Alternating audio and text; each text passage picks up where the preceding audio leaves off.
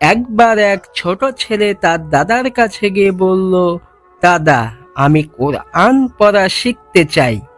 দাদা তখন বলল, তুমি প্রত্যেক দিন একটু একটু করে পড়ো, দেখবে কোরআনের আলো তোমার হৃদয়ে ছড়িয়ে পড়বে।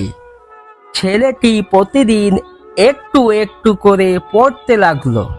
একদিন সে দাদার কাছে এসে বলতে লাগলো, দাদা, আমি কোরআনের আলো অনুভব করছি। দাদা হাসি দিয়া বললেন, এটাই কোরআনের মুজিজা।